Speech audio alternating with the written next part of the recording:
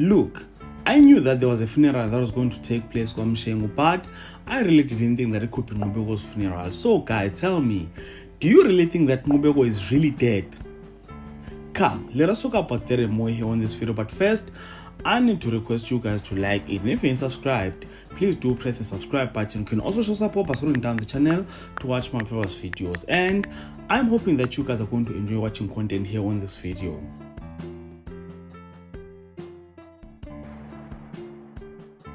So, Nqubeko was in hospital, ladies and gentlemen, and when the latest episode ended, the doctors were rushing to his bed, which left many viewers of My Brother's Keeper with the question, is Nqubeko really dead?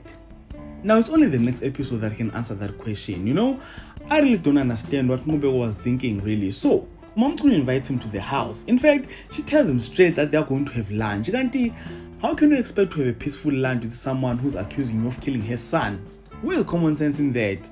He also goes without asking any questions. Yes, I understand that Nqubeko the character is a naive character, but no matter how much seeking love can cloud your judgment, I believe that you can easily notice when something is not right. Phela, from the minute that Nqubeko entered that house, Umamchunu was not herself, and I really don't understand how was Nqubeko turning a blind eye on that. But then, kwenzekile, and I guess as I've mentioned, we're gonna have to wait and see what the next episode brings us. But if you ask me, ladies and gentlemen, Nqubeko is the main character in this story. This whole thing is about him, so him dying is unlikely, but then I could be wrong. So do comment in the comment section, share your thoughts and opinions with regard to this topic, and if you enjoyed this content, please do like the video, subscribe to the channel if you're subscribed, and share it on your Facebook, your Twitter, Instagram, even on your TikTok. And with all that being said, this is the end. So thank you so much for watching. Let's engage again on the next video.